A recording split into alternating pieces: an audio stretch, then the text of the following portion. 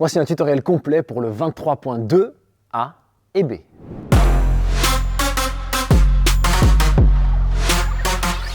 Ok, je vais commencer par vous décrire le workout. On va parler stratégie et conseils spécifiques par mouvement, mais avant ça, sachez que comme d'habitude, vous pouvez retrouver tous ces conseils au format PDF téléchargeable avec un lien qui est dans la description. Le 23.2, c'est d'abord 15 minutes AMRAP. On va faire le plus de rounds possible, de 5 burpees pull-up ou burpees qu'on appelle to target en scaled et 10 shuttle run. Attention, un shuttle run égale un aller-retour de 7,62 m. La petite subtilité, c'est qu'à chaque tour, on ajoute 5 burpees pull-up. Donc ça va faire 5, 10, 10, 10, 15, 10, etc., etc., jusqu'où on peut aller. Dès que cette partie A est terminée, on enchaîne sur 5 minutes pour une 1 RM thruster. Le but, ce sera donc d'aller chercher la charge la plus lourde dans cette fenêtre stricte de 5 minutes. Est-ce que je dois faire ce 23.2 en RX ou en scaled? Eh bien pour moi, si vous êtes capable de faire 5 jumping pull-up d'affilée, que ce soit en strict, puisqu'on peut utiliser le saut, ou en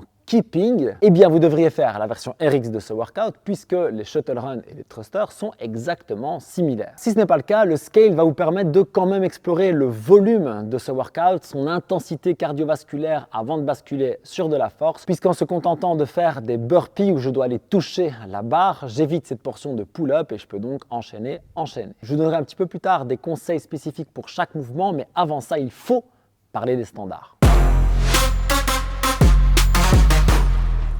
Que ce soit pour les burpees pull-up ou les burpees en scaled, la mesure de la barre est la même. Je vais commencer pieds joints, bras tendus et je vais venir toucher mes 2 pouces au-dessus. Et à ce moment, la barre doit dépasser le sommet de mes doigts. Quand je dis dépasser, ça peut être 2 mm, on est d'accord, mais on ne peut pas toucher la barre à ce moment-là. Il est autorisé d'utiliser un objet pour se placer plus haut si on n'a pas la barre au bon endroit. Attention que cet objet doit nous permettre d'être couché à plat ventre sur le même niveau. Donc je ne peux pas utiliser une plate par exemple, parce que oui, ça va m'amener à la bonne hauteur, mais je ne pourrai pas faire tout le burpee sur la plate. Donc la seule chose qui marche, c'est un tapis plein, suffisamment grand pour mettre tout votre corps dessus lorsque vous êtes couché. Donc vous avez le week-end pour prendre vos dispositions, mais il faut trouver. Pour les burpees, comme d'habitude, je peux marcher ou je peux sauter, que ce soit à l'aller ou au retour. Et pour les pull-ups, c'est très important, j'en parlerai dans les conseils spécifiques. J'ai le droit de le faire en jump tirage immédiat, j'ai le droit de le faire en jump keeping, mais j'ai aussi le droit de le faire par exemple en chin-up ou encore en mixed grip. Et cette astuce, elle n'a l'air de rien, mais que j'en parlerai dans les conseils spécifiques, ça peut tout changer sur le volume. 2 notes importantes en plus, on peut utiliser des maniques ou du tape, mais pas les deux. Et si je rate un pull-up, je ne suis pas obligé de refaire le burpee. Si j'ai fait le burpee, que je suis debout, que je saute et que je rate la barre par exemple, je dois juste refaire cette portion-là du mouvement pour valider la rep entière. Donc ça vaut aussi si vous faites une no-rep avec le menton qui n'arrive pas suffisamment haut, vous ne devez pas replonger vers le burpee, vous devez juste revalider le pull-up. Pour le shuttle run, c'est un petit peu tricky aussi. Alors la première chose, c'est qu'il faut 7,62 m, ils ont été précis donc je pense qu'il faut l'être, entre les tapes que l'on va mettre pour déterminer les lignes. Ensuite, retenez bien ça, une rep c'est un aller-retour. Retour, les deux pour valider une rep. Ce qui veut dire que si je suis en train de courir par exemple et que le gong sonne lorsque je suis au milieu, cette dernière rep n'est pas validée et il n'y a pas de demi-rep qui compte. Il faut partir du départ, aller de l'autre côté, revenir pour que la rep soit valide. Et pour que chaque rep soit OK, je dois passer mes 2 pieds et toucher le sol avec ma main derrière la ligne, pas sur la ligne, derrière la ligne. Donc je démarre clairement derrière ma ligne, je cours de l'autre côté. De l'autre côté, je dois dépasser la ligne avec mes 2 pieds et toucher le sol avec ma main. Je reviens et ça valide une rep. Écoutez bien, c'est important. Si le retour est la dernière rep que j'ai à faire, je ne dois pas retoucher le sol avec la main. Par contre, si le retour est une rep et que j'enchaîne sur la rep suivante, alors je dois à chaque fois toucher le sol avec la main. Pour les thrusters, on ne va pas tellement parler des standards du mouvement. Par contre, on va parler de l'organisation parce que ça va nous faire gagner beaucoup de temps et d'énergie surtout. La première chose, c'est que je peux avoir une barre déjà chargée pour démarrer. Ça veut dire que je peux charger ma barre avant de commencer le workout. Ça, c'est plutôt cool que de devoir commencer à mettre les plates. La deuxième chose, c'est que je peux me faire aider d'une équipe. Il peut y avoir autant de personnes que je veux qui m'aident à charger ma barre. Dès que tu as l'occasion, fais-toi aider. Tu vas gagner beaucoup d'énergie. Bien entendu, la barre part du sol à chaque fois. Il faut mettre des collars, donc les petits colliers qui tiennent les plates. Faire un squat clean et un thruster, donc un cluster, c'est OK. Mais je peux aussi monter la barre sur mes épaules, prendre une bonne inspiration et y aller. Dans tous les cas, le mouvement doit être fluide vers le haut. Ce que je n'ai pas le droit de faire, c'est faire un front squat, m'arrêter et faire mon push press. Mais je n'ai pas le droit non plus de faire un jerk, et j'en reparlerai dans les conseils spécifiques. Replier les genoux lorsque je fais le thruster. On a vu par exemple Pat Vellner le faire cette nuit, on aurait dû lui invalider une rep, c'est pas grave, il va le refaire. Mais nous, soyons prudents avec ça, jouons le jeu des vrais reps, jambes tendues en haut, on ne peut pas replier les jambes. Pour terminer, la dernière rep peut commencer à 4,59, juste avant le gong. Et encore, c'est la barre qui doit être décollée du sol, donc je peux faire mon power clean à 4,58, me placer et démarrer ma rep quand je le sens, tant que, avant que le chrono sonne, la barre n'est plus au sol. Avec tous ces standards et les petites astuces, on peut parler maintenant stratégie. Pour l'AMRAP 15, je vais résumer la stratégie en pace, pace, pace. 15 minutes d'un couplet, c'est long, c'est vraiment très long. Donc on va partir avec un rythme plus bas que ce qu'on pense. Et 2, on va utiliser les shuttle runs comme récup. Donc pendant les runs, on va relâcher les bras, on va jogger, on va quasiment marcher parfois. On a vu cette nuit Khrennikov, qui est un des meilleurs du monde, finir par traîner la patte. Et c'est très intelligent parce que ce qui est le plus énergivore dans ce WOD, c'est évidemment les burpee pull-up. Alors, les meilleurs du monde ont fait des burpee pull-up toutes les 4 secondes en moyenne, ce qui est absolument incroyable à tenir pendant 15 minutes. Donc, ne partez pas aussi rapidement que ça, sauf si vous êtes tout petit, dynamique, genre gymnaste hyper explosif. Je pense qu'un pacing entre 5 et 7 secondes par burpee pull-up est déjà très bon. Bien entendu, si vous utilisez le keeping, ça va être un petit peu plus long, mais restez avec moi parce que je vous donnerai un super raccourci qui va vous permettre d'aller plus vite dans la partie conseils spécifiques. Ensuite, en termes de cadence générale sur le workout, cette nuit, on a vu Pat Vellner faire 162 reps et Khrennikov 168, ce qui fait une moyenne de 165. C'est cool parce que ça fait exactement 11 reps par minute. 11 reps par minute. Les meilleurs du monde, cette nuit, ont fait 11 reps par minute. Ce qui veut dire que si vous démarrez la première minute en faisant 14, il est temps de vous inquiéter. Alors il est évident que les petits super dynamiques, comme je disais, feront peut-être plus de reps que ça, mais malgré tout, tourner à 11 reps la minute est énorme vu le niveau des gars. Donc je vous recommande de trouver votre pacing dès le début, peut-être à 8 reps, 9 reps la minute, ce qui serait déjà exceptionnel puisqu'il y a des reps qui vont très vite comme les burpee pull-up et puis il y a les shuttle run aller-retour qui prennent forcément plus de temps. Ensuite, comprenons bien qu'il y a 2 scores différents, ce qui veut dire qu'on va donner notre maximum sur les deux. Une grosse erreur serait de se dire je vais faire du super pacing et je vais traîner la patte au premier pour faire plus lourd au deuxième. De toute façon, le but c'est de faire votre max à chaque workout. Et 2, on va se rendre compte qu'il y aura des différences énormes puisque les plus athlétiques, les plus dynamiques risquent d'être un petit peu moins forts alors que les plus costauds, les plus balèzes risquent d'être un peu moins rapides. Donc oui, il faut gérer votre workout bien entendu, mais n'en gardez pas sous la pédale. Finissez les 15 minutes à fond. De toute façon, vous aurez le temps de récupérer et tout le monde sera émoussé sur les thrusters. On fera moins lourd que ce qu'on pense, c'est une évidence. Maintenant, je vais vous expliquer comment décomposer ça par mouvement et je vais vous donner plein d'astuces aussi justement pour cette rep max thruster, conseil spécifique. Pour les burpee pull-up, on va d'abord parler des burpees. La première chose, c'est que l'on peut penser à les faire en jump, mais que ça nécessite d'être vraiment très athlétique parce qu'il va y avoir beaucoup de reps et qu'avec le run, ça peut créer beaucoup de fatigue, mais aussi de tension dans les hanches et on aura besoin de pouvoir faire une bonne extension dans les thrusters. Donc moi, ce que je vous recommande, c'est plutôt de faire step down et step up ou encore jump down et step up. L'avantage du step up, c'est que ça va être très facile de venir placer votre pied au bon endroit pour sauter tout de suite vers votre rep. À ce propos, parlons du placement des pieds et des mains. Si vous prévoyez de faire des reps en jumping strict, alors il faut que vos pieds arrivent parfaitement sous la barre avant de sauter pour faire votre rep. Donc là, un bon plan, en fait, c'est d'utiliser la ligne s'il y en a une et sinon, vous prenez un point de repère au sol. Et donc, quand vous retombez avec les pieds sous la barre, vous pouvez directement enchaîner vers votre burpee et ramener vos pieds au même endroit pour que les reps s'enchaînent de façon fluide. Si maintenant, vous comptez utiliser le keeping, et je vais vous expliquer après comment choisir. Dans ce cas, il y a intérêt à ramener vos pieds peut-être 10 ou 15 cm derrière la ligne de la barre pour pouvoir profiter de ce petit jump avec élan pour enchaîner votre rep directement. Pour ça, quand je retombe de mon pull-up, je vais faire un demi-step vers l'arrière avant de me jeter pour mon burpee, ce qui va me permettre d'arriver avec les mains exactement au bon endroit et d'enchaîner de nouveau de façon très facile. Alors, comment est-ce que je choisis si je fais du strict ou du keeping? Honnêtement, je pense que si vous pouvez faire facilement 10 strict pull-up unbroken, vous devriez utiliser le jump plus strict. Mais j'ai une bonne astuce pour vous. Si ça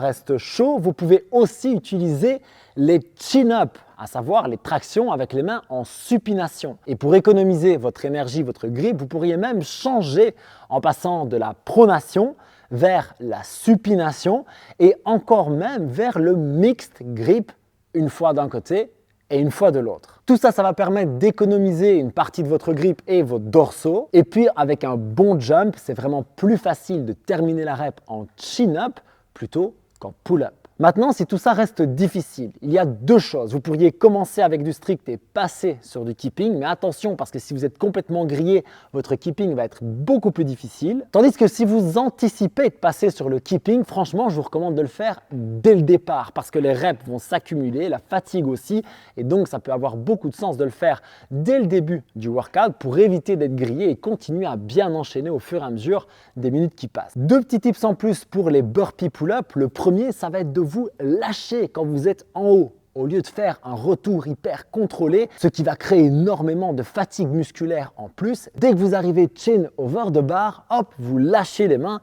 et vous redescendez bien en ligne droite pour la rep suivante. Et la deuxième chose, ça va être de marquer sur le sol là où vous allez mettre les mains. Donc s'il y a la ligne en dessous et que c'est là que vous prévoyez de mettre les mains, c'est très pratique. Et si vous voulez les mettre un petit peu derrière pour faire du keeping par exemple, alors je vous recommande de mettre soit une petite bande de tape, soit de la magnésie si votre honneur est d'accord. Et avoir les marques au sol, ça va vous éviter de devoir réfléchir, donc vous allez pouvoir vous concentrer sur votre technique et votre respi plutôt que sur le placement de vos mains. Un petit truc pour les burpees en scale, puisqu'il n'y a pas besoin de faire le pull-up, ça va être d'utiliser la version où je vais toucher la barre avec le revers de la main. C'est un petit truc auquel je n'avais pas pensé, que j'ai vu dans une vidéo cette nuit et je le trouve assez cool. Plutôt que de me fatiguer à amener mes bras qui doivent faire un grand tour pour venir toucher la barre, eh bien je vais pouvoir profiter de mon élan de burpee et de simplement venir toucher la barre avec l'arrière des mains. Alors bien sûr, si c'est nouveau pour vous, je vous recommande de le tester au préalable, d'enchaîner les reps et de voir si vous vous sentez bien avec ça. C'est juste un petit tip, si ça ne vous plaît pas, restez avec la version traditionnelle, c'est bien aussi. Pour les shuttle runs, je vais résumer tous mes conseils en un seul. Soyez précis. En fait, l'erreur, ça va être de se dire que c'est la récup, donc je vais me relâcher, ce qui est plutôt cool, mais à ce moment-là, je vais aussi me déconcentrer et au lieu de toucher au bon endroit, je vais toucher la ligne, ce qui veut dire que je dois recommencer, ou alors je vais passer un pied et pas l'autre. Toutes ces petites erreurs vont coûter très cher. Donc le shuttle run n'est pas là où vous allez gagner le workout, mais peut être là où vous allez le perdre. Donc on se concentre et on passe à chaque fois les deux pieds derrière la ligne et il faut toucher avec la main. Alors la petite astuce là-dessus, c'est de faire le côté je balaye en courant. Le petit truc, c'est de plutôt faire ça très relâché plutôt que d'aller toucher loin avec la main comme je le ferais par exemple dans un suicide au basket. Ici, je vais plutôt utiliser le côté demi-tour et reprise d'élan pour toucher au passage. La deuxième chose, c'est par rapport au placement de mes pieds, à l'utilisation de ce changement de direction. L'erreur, c'est de faire des grands cercles. Plus vous faites des grands cercles, plus vous perdez d'énergie et de temps. Et l'autre chose que personnellement je vous recommande pour avoir déjà fait beaucoup d'allers-retours comme ça, c'est de changer de pied d'un côté et de l'autre. Ce qui veut dire qu'en fait, je vais tout le temps regarder dans la même direction lors de mon changement de direction. Plutôt que de faire tout sur la jambe droite tout le temps, ce qui risque de l'épuiser, particulièrement parce qu'il y a les burpees avec et que j'ai besoin de mes hanches pour le thruster, et bien passer une fois à droite, une fois à gauche, ça va me permettre d'équilibrer tout ça beaucoup plus facilement. Ok, on arrive à la fin de ces 15 minutes. Maintenant, il est temps de penser au thruster. La première chose à faire, c'est récupérer. On va prendre une minute pour se calmer, souffler et éventuellement s'équiper. Il est permis d'utiliser ceinture lombaire, bande de poignet, genouillère, chaussures. Franchement, je vous recommande d'utiliser tout ce qui vous aide. Personnellement, je n'utilise pas de chaussures d'haltéro, mais si c'est votre cas, je vous recommande vraiment de changer. On a vu les meilleurs du monde le faire, vous avez le temps de le faire. Faites-le si ça vous aide à faire des bons thrusters. Par rapport aux genouillères, que je recommande clairement aussi si vous aimez les utiliser, vous pourriez par exemple les laisser sur les tibias pendant tout le workout pour avoir juste à les glisser sur les genoux plutôt que de devoir les enfiler, peut-être perdre du temps, de l'énergie, etc. La ceinture lombaire, je recommande de l'avoir à disposition, mais pas forcément l'utiliser pour la première rep. Et pour les bandes de poignet, honnêtement, c'est juste une question de préférence. Alors à propos de cette première rep, on va tout de suite, après 1 minute, valider une barre qu'on est certain de réussir. Imaginons, vous prévoyez de faire 100 kg, ce qui serait déjà très cool. Eh bien, je vous recommande de faire une première barre peut-être à 70, quelque chose qui va être vraiment confortable pour vous, qui va vous mettre en confiance et qui va valider aussi votre technique parce que ça fera 15 minutes que vous faites 2 mouvements et donc refaire un bon schéma de mouvement, ça va vous faire beaucoup de bien pour les reps suivantes. En termes de répartition des reps, pour avoir vu les meilleurs du monde le faire et avoir écouté aussi les conseils de certains experts, une bonne stratégie me semble de faire une rep après 1 minute, 2 minutes 15, 3 minutes 30 et 4 minutes 45. Ça nous permet de faire 4 essais, ce qui est déjà très bien. La première rep, on la valide. La dernière, ce sera un peu le coup de poker. Et les reps clés sont évidemment les reps 2 et 3 où je vais monter en charge et probablement valider mon vrai max. Ne faites pas l'erreur de faire des reps toutes les 25 secondes, ça va juste vous exploser et faire seulement 2 tentatives, ce serait dommage. Pensez aussi que vous pouvez démarrer votre dernière rep, je disais à 4,45, mais ça peut être à 4,58. Toutes les secondes de repos en plus à ce moment-là sont utiles. Je vous rappelle que tant que vous décollez la barre avant que le chrono sonne, c'est validé. En termes de technique, pour ma part, je préfère faire le thruster avec un squat clean d'abord. Ça m'évite de devoir faire toute la portion excentrique du thruster, ce freinage vers le bas qui me fatigue personnellement. Et comme j'ai une technique plutôt bien placée, j'arrive à revenir avec mes pieds au bon endroit facilement dans le squat clean. Du coup, l'enchaînement vers le thruster est plutôt aisé pour moi. Maintenant, on pourrait plutôt utiliser un power clean plus un thruster dans les 2 cas suivants. Le premier, c'est si vous ne parvenez pas facilement à placer vos pieds en squat clean. Dans ce cas, il est bien plus intéressant de monter votre barre, placer vos pieds au bon endroit et puis démarrer. Le deuxième cas, c'est si vous êtes vraiment plus à l'aise avec le fait de vous placer en haut au niveau gainage et respiration. Quand je vais faire un clean et puis que je vais placer mes pieds, venir inspirer en bloquant mes abdos, en poussant contre ma ceinture et que je vais être vraiment focus, c'est vrai que ça peut m'aider à faire une bonne rep. Donc à vous de voir ce que vous préférez. Toutes ces techniques sont possibles. Le mieux restant évidemment d'essayer avant de démarrer le workout et de vous rappeler aussi que vous pouvez changer entre les reps des 5 dernières minutes. J'insiste encore sur le fait que vous pouvez vous faire aider pour changer vos charges. Alors autant que possible, faites-le parce que ça va vous économiser de l'énergie et du temps. Si je peux sortir de ma rep par exemple à 70 et dire à mes potes écoutez les gars 83 ce serait super, bon ça c'est un peu pourri avec les plaques mais vous comprenez l'idée, eh bien je peux juste me concentrer sur le fait de récupérer pendant 1 minute et pas de devoir tout changer. Petite astuce en plus, pensez à utiliser les fractional plates, donc les toutes petites plaques, parce que quelqu'un qui va faire 85 ou quelqu'un qui va faire 86, eh bien 86 kg, je vais être devant. Si je veux jouer le jeu du classement, ça peut valoir le coup. Et puis même pour aller chercher une vraie rep max, si j'ai des petites plaques, ben peut-être que je peux faire 86, mais que 87,5 ou 90, je ne les aurais pas réussi.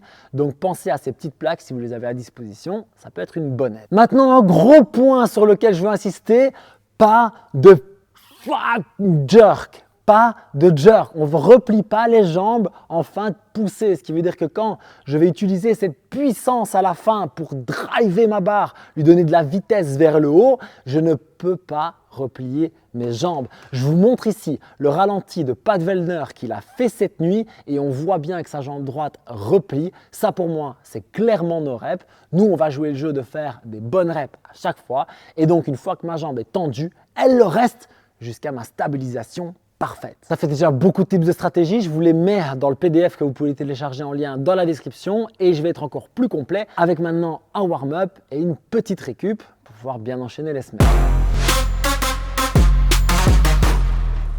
Pour l'échauffement, d'abord, je vais monter un tout petit peu en température. Je ferai 3 minutes d'air bike. Je dis je ferai au conditionnel, mais c'est ce que je vais faire tout à l'heure. Ensuite, il est très important d'ouvrir mes hanches. Je vais en avoir besoin pour les burpees, je vais en avoir besoin pour les thrusters. Et pour ça, je vais utiliser 2 mouvements avec la bande. Le premier, ça va être le même que la semaine dernière. Je vais utiliser la bande qui va venir tracter mon fémur vers l'extérieur et je vais venir utiliser de la rotation interne et externe au niveau de la jambe qui est tractée. Ensuite, je vais venir debout avec la bande au même endroit, mais derrière moi cette fois-ci, et je vais venir mimiquer un peu le mouvement du burpee. Je vais venir me pencher en avant, tendre les jambes le plus fort possible, venir me relever et faire ça quelques fois pour vraiment assouplir ce mouvement. Je veux qu'il soit super fluide tout à l'heure. De là, j'enchaîne sur quelques burpees juste pour avoir vraiment la fluidité du mouvement. Et puis, je pars sur quelques burpee pull-up pour trouver mes points de repère au sol. Et je vais aussi répéter les shuttle runs parce que ce mouvement de demi-tour en touchant le sol, je veux qu'il soit hyper fluide. En termes de thruster, honnêtement, je ne vous recommande pas particulièrement de monter la charge. Je vais juste faire quelques singles pour soit utiliser mon squat clean, mon cluster, soit répéter le fait de faire mon power clean, me placer parfaitement avec une bonne respi et enchaîner mon thruster. Et là, je vous recommande de monter le cardio. Alors, on ne va pas se mettre à l'agonie, mais on ne va pas démarrer le workout à froid. Sinon, ça va pomper très haut, très vite. Du coup, je vous recommande ce petit circuit suivant. 3 burpee pull-up, 2 shuttle run, 1 thruster. Et je vais faire ça pendant 5 minutes. C'est pas très long, ça va me mettre en jambes et ça va me permettre après de faire un super démarrage pour ce 23.2. En termes de recovery, j'aurai clairement besoin de faire tourner un petit peu les jambes. Je vais vraiment kiffer faire du vélo après ceci. Et si j'ai l'occasion, je vais même faire de l'air bike parce que le fait de faire bouger mes bras, ce sera très bien après tous ces poussées, tirées et ce volume qui va s'accumuler. Après ça, je vais vraiment faire simple aujourd'hui. Un petit massage du dos, des dorsaux particulièrement. Et puis, je vais utiliser la barre pour venir masser le centre de la cuisse en haut. L'endroit où j'ai fait énormément de flexion-extension et où la fatigue va également venir s'installer. Ça ressemble très fort à ce que j'ai fait la semaine dernière, mais je vais finir par un couch stretch où je vais faire 30 secondes vers le mur pour réétirer les quadriceps et puis 30 secondes vers l'avant pour réouvrir les fléchisseurs de hanches. Et puis je vais faire 30 secondes d'étirement des dorsaux de chaque côté et je terminerai par 30 secondes d'étirement des pecs de chaque côté. Alors je dis 30 secondes parce que c'est le minimum pour que ça se relâche, mais si vous voulez faire un peu plus, c'est vraiment très bien aussi. J'espère que vous avez kiffé ce tuto. Si c'est le cas, pensez à mettre un petit pouce juste parce que ça fait plaisir ou un commentaire parce que comme ça on peut discuter. Je vous rappelle que tous les conseils de cette vidéo sont disponibles dans un PDF en téléchargement qui est dans la description. Et je vous souhaite un excellent 23.2 A et B. Et je m'apprête à mourir sur ce workout aussi. Prenez soin de vous, on s'entraîne avec intensité, intelligence et on kiffe les open, n'est-ce pas? Peace!